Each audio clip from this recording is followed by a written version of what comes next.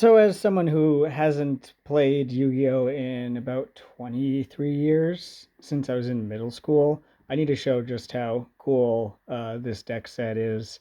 As someone who watched the show um, all the way until before GX, I might have watched a little bit of GX, um, but I don't know anything about the plot of all this stuff. Um, I barely know a little bit. I know the Ori Kelkos, whatever stuff. But as just the OG Magic, OG Yu-Gi-Oh, to see what was in this box was really cool. Because right away, like I got the three. I already opened this up, but the three Egyptian god cards, like what the ever loving hell! Just to imagine having those as a kid, I never would have expected it. Um, and then I get they're not anywhere near as powerful as they should properly be. But it's just so fucking cool to actually be able to hold these. And it cost. I think this whole thing was $30. Um, I may have got it off Timo. I may have got it for less than MSRP. But it's real cards, so don't judge me. And then, so I started out with the Yugi one, and I never.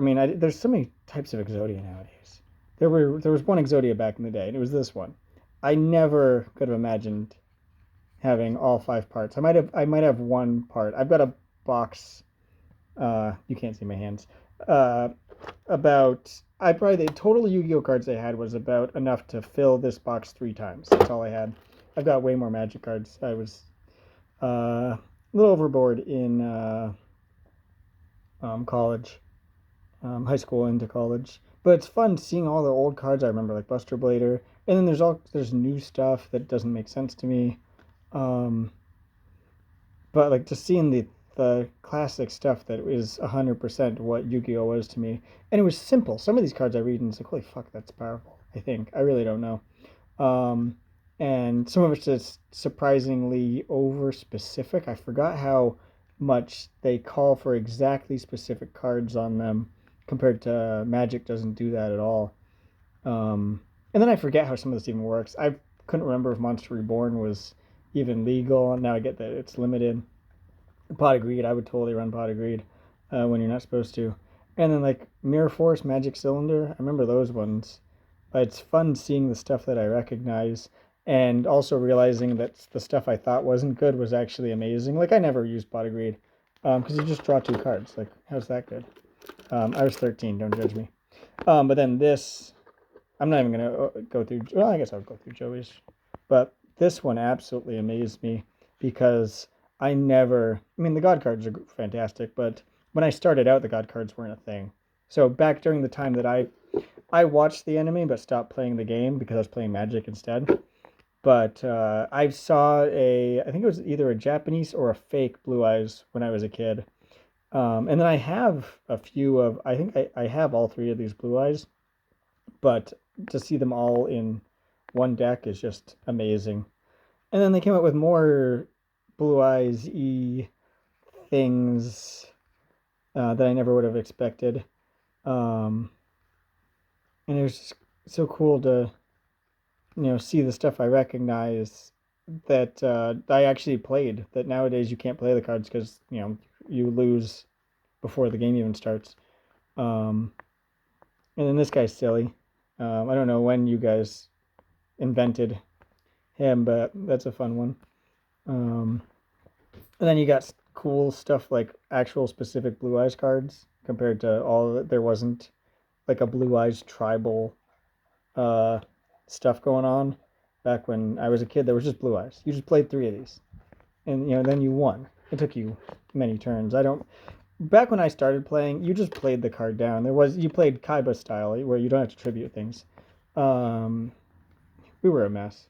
I've never even once played polymerization because I don't know how fusion works, but back then I definitely didn't know how it worked, and it seemed like why would you ever? You have to have the two specific cards and this thing. Um, yeah, the fact that you can use it from your hand. Now I see there's other cards that can steal from your deck or can avoid using some of the fusion's gotten way better than when I was a kid. Kids these days, they can fusion summon. Look at this. Kids these days. They can fusion summon and it's easy. Ridiculous. And they got all these different jars. You know, we had one jar and it was fine for us, and now it's illegal. But whatever. Um,